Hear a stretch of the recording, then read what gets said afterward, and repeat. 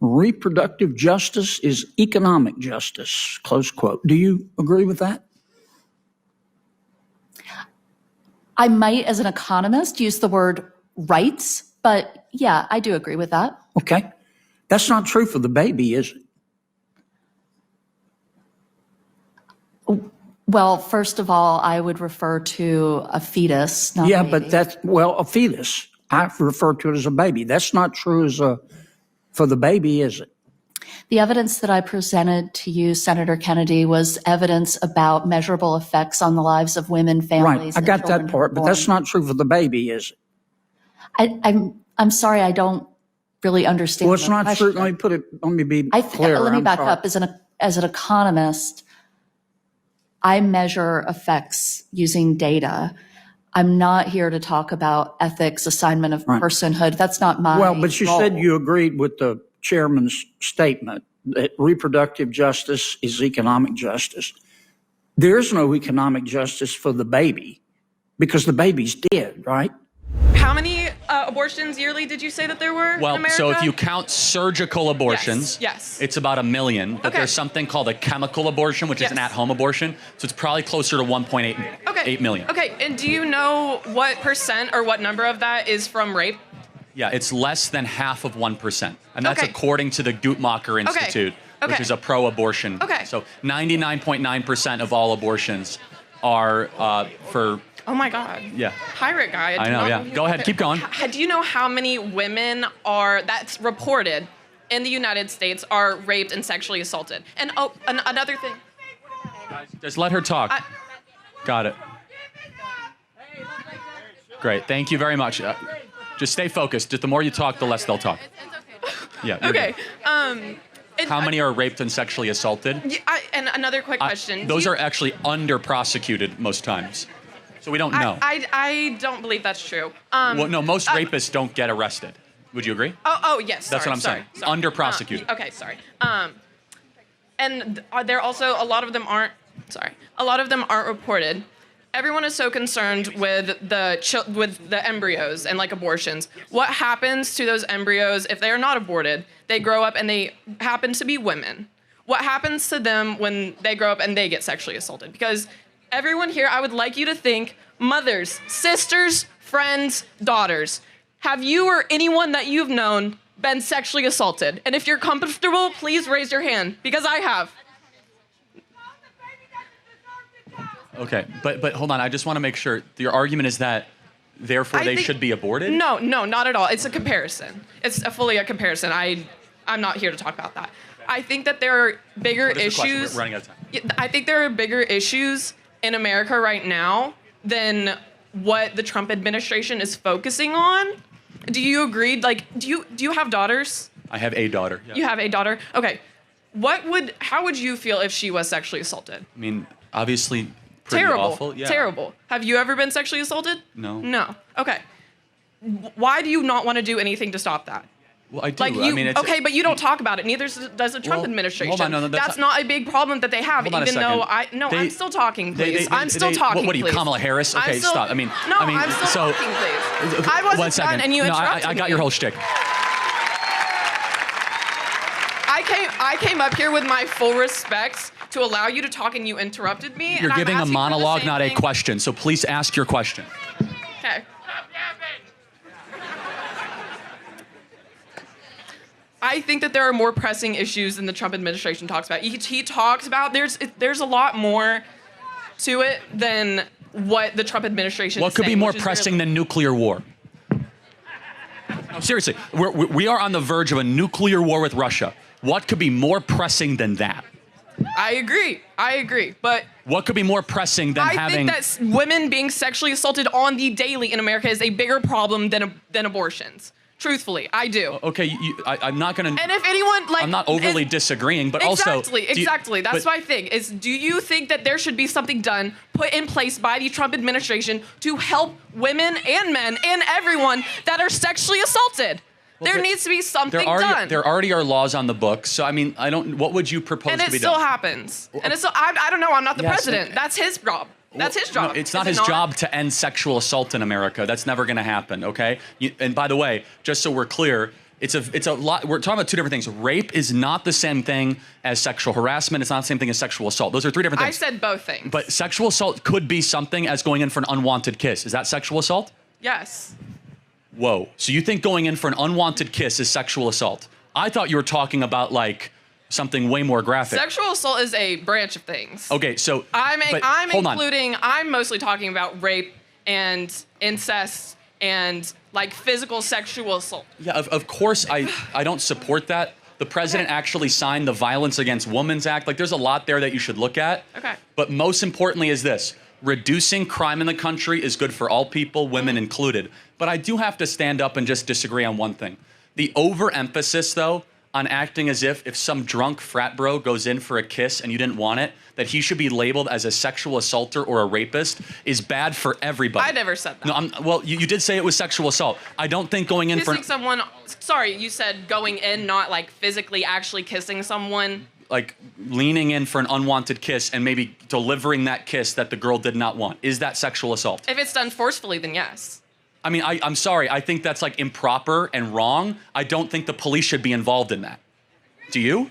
No. When there's so many different. You think the police should be involved in like a frat situation where they're both drunk and a guy goes in for a kiss and she didn't want it? That's not what I'm talking about. That is exactly what you're talking about. I blatantly said rape, incest, physical, okay, sexual I agree with assault. all that. On that, we should do more on that.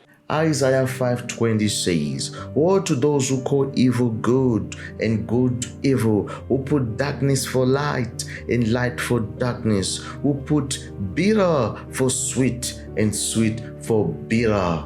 Woe to them. This verse is a warning. It speaks to people who twist the truth. People who twist the truth, who try to make what is wrong seem right. They try to make what is wrong seem right, and what is right seem wrong and evil. Can you imagine? Can you imagine? It's about those who try to confuse people by switching good and bad, light and darkness, truth and lies. They take what is harmful and try to make it look harmless. They try to make it look harmless, ladies and gentlemen. Harmless. And at the same time, they will mock, they will reject what is true, what is good, what is pure, and what is godly. That's what they do. You shall know them by their fruits. You shall know them by their fruits.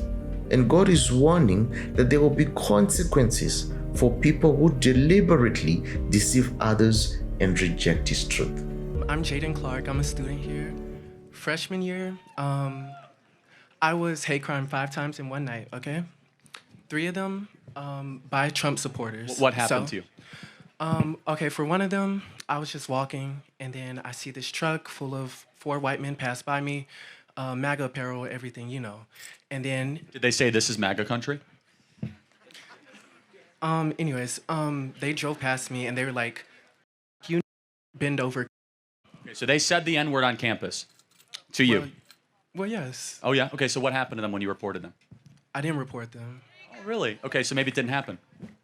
Okay, anyways. I don't believe you. I'm being honest, I don't believe you. I think you're making it up. Okay.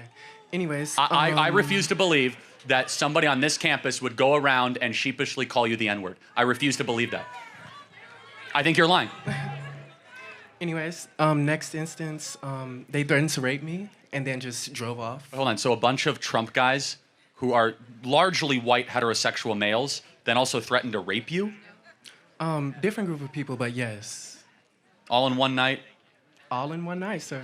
I think you're making this up. Okay, that's fine. But what evidence do you have for this? Do you have like corroborating witnesses? Do you have cameras? Do you have license plate numbers? Because now we're talking about crimes. Threatening to rape you is an intent of a crime. Did you go to the police? You file a police report? You hire an attorney? You sue the school? Did you go to the civil rights office? Do you file a civil rights complaint? Did you do any of that? Because you should. Okay. No, did you? Tell me, yes or no? I did not, but Why? I'm not going to argue with you. No, but you're coming in front of 2,000 experiences. people to say it. Why did you Right. not go to the university and say this happened? Okay, because how would I report them? Anyone, there's Who would I hotlines report? all over this campus. You guys have nothing but like, if something happens to you, I think you're making this up. I think you're doing this to try to make a point. Okay. I don't think there's any evidence. I can promise you, God as my witness, I am not. Anyways. No, but seriously, why don't you today commit? Let's do this. I'm going to show you the university official, and why don't you go file a Department of Education complaint, and let's find these terrible people that did this to you. Can we agree? Okay. Okay. I'll think about and by that. the way, we'll be able to look at security camera footage, and we'll see. Okay, I'll think about that. But you didn't do that. Can I try though. to finish? You'll think about it. Hold on. Why wouldn't you want to do that immediately? Can I talk? No, but you're making a serious accusation. Please, And I'm not gonna argue with you about my personal experiences. Anyways. It didn't happen, man. Okay, that's cool. Anyways, I feel like every time I step foot on this campus, I have a wall of vitriol and hate at my back. And to the audience, I say to you, these are your fathers, these are your siblings, and these are your neighbors. So y'all need to clock them. And I hate overgeneralizing, but I'm not gonna say all Trump supporters are racist, but a good amount. Anyways, my question to you is, if you had one message to say to these people with the hate in their hearts, what would you tell them? I would tell you to stop lying. What would you tell them? Not to me. No, honestly, I think you're Jussie Smollett at this campus. I think you're completely making this whole thing up. I think you are a complete liar because I am now giving you an opportunity to report this at the I will bring this to Linda McMahon, the head of the Department of Education, the federal government. I will make sure these people are arrested by Kash Patel, the head of the FBI. And you'll say, oh, I'll think about it. Because you're making this up. You're doing this for a political purpose. So will you, no, seriously, Kash Patel will get involved. Yes, it's a hate crime. That's not acceptable. Okay. Well, hold on, no, will you do this or not? That's really cute, Charlie, but I'm trying to give you the opportunity to alleviate hate within this group of people who have a shared ideology. But hold on a second. There's no hate. There's just love of America here in this audience. That's all that's here today, okay? That's all that's here. But back to you. I heard your accusation. I'm now going to go to the University of Tennessee and tweet this and say, hey, this is a serious accusation. I want the governor to get involved, by the way. Okay. The governor's getting involved. I'm going to call Marsha Blackburn. I'm now going to call Big Haggerty. I know all these people, and we're going to find out really quickly if you're telling the truth or not, because you just came in front of 2,000 people, and we're going to go bring in the police. We'll bring in the FBI, because what you just said is unacceptable. You said Trump supporters called you the N-word. That is no place in America, and they threatened to rape you. That is no place in America. But you know what else is no place in America? Lying and saying it happened to you. So we'll find out really quick if you're telling the truth or not. That's cool, but can you answer my question though? If you... My message to everyone in the audience, keep loving America. Okay. But what about loving your neighbor? Just so you know, this is going to become a very big issue. We're going to put this on social media because nowhere in America should you be allowed to go in front of a microphone with no evidence, no willingness to report, no likelihood to talk to police and say, oh, this happened to be at night, and ruin the reputation of half the country and say that they wanted to go rape me and call me the N-word. That is gross. Okay. Thank you for your time. Thank you. You'll be hearing from a lot of institutions, and if you did indeed lie, you will be civilly liable for smearing this university publicly for a very big number. We'll find out if you're telling the truth. Thank you. Thank you. That's really cute. Make sure you add me, Jaiden Klein. I will. Thank you. Hope you have a good lawyer. Thank you. These days, it seems like many people treat pregnancy as if it's a disease. As if it's a disease, something that just happens to them by accident with no responsibility at all involved. Can you imagine? But ladies and gentlemen, let us be honest. Pregnancy isn't something you catch like a cold. No, it's a natural result of a choice. It's a natural result of a choice, of an action.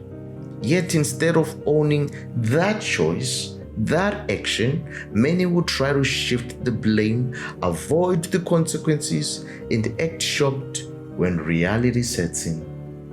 Can you imagine? Can you imagine? Ladies and gentlemen, we need accountability. We need accountability, folks. Yeah, we need to stop pretending that actions don't have outcomes. No. Sex is a powerful tool and a life-creating act. And guess what? It comes with responsibilities. It comes with responsibilities. When we don't play that and treat it casually, we also don't play the value of life. We don't play the value of life and the seriousness of the decisions that we make. I honestly think that Charlie is stepping into the role that was never meant to be his. Honestly. Yeah. Because he's doing the work that parents should be doing as their children are growing. Yeah. While he speaks the truth and stands for values, too many mothers and fathers, they have rejected their responsibility to raise their children in the way that they should go. You see? Teach their children, guide their children in truth, so that when they grow, they will not depart from those ways. You see? And acts. You see? Yeah. But the goodness of the matter is Charlie is filling the void left by a generation of silence and maybe distracted parents. Yeah. Because clearly these children, these youths, these guys, they learned all this stuff that they know now from somewhere. And the majority of them, they learn from mainstream media. Mainstream media, their cell phones. You see? Yeah. And the level of misinformation that these college students believe is absolutely astounding. It's absolutely astounding because they have been fed half-truths, emotional slogans. Emotional slogans. A lot of propaganda. A lot of propaganda. Because it's not just ignorance, it's actually indoctrination, ladies and gentlemen. It's indoctrination. They confidently speak on subjects they maybe don't really understand. You see? And they will dismiss the truth, usually when it challenges their narrative. They will dismiss the truth. It's a crisis of critical thinking. That's what I'm saying. It's a crisis of critical thinking. And the bad parties is producing a generation that feels informed when they know so little. You see the danger? What I'm saying, ladies and gentlemen, is simply that our actions have consequences. Our actions, they have consequences, and they will deeply and greatly impact the outcomes of our lives. Every decision we make, no matter how big or small, it sets into motion a series of events that leads to consequences, whether positive or negative. You see? Yeah. And we hold the keys to our future. We hold the keys to our future through the decisions and the choices we make today. Absolutely. Every action has a consequence. Every action has a consequence. Whether we acknowledge it or not, it's not gonna matter. It will make no difference. It will make no difference. You see? And this isn't just about one child. It's part of a larger issue. It's part of a larger issue. Our educational institutions are shaping the next generation, folks. And if these institutions are misguided and broken, guess what will happen to a whole generation of kids? It'll be terrible. It'll be terrible, and it will show in results, and in our culture, it will show. So something has to be done. We need to take a look at what kids are being taught in schools, and as parents also, be very proactive as far as raising your children is concerned. Be very proactive. Yeah. For the sake of our children and the sake of our society. You see? Yeah. Because a man hears what he wants to hear and disregards the rest. He disregards the rest. And this simply reveals how deeply personal bias and selective perceptions shape our understanding of the whole world in general. Yeah. You see? And a lot of the ears of these college students, they're only tuned when they feel like what is being taught aligns with their desires and opinions. Man, that's crazy. That's crazy. Well, ladies and gentlemen, my deepest desire and hope above all else is that they will discover Jesus. They will know more about him. Know more about him, so that they can live fulfilled lives according to his word, according to his scriptures, according to his desires and hopes for all of us and wills. That's my strongest and greatest desire, that they will cast their burdens to him, for he cares. He cares, and he will set them free from all those chains. That's my greatest desire.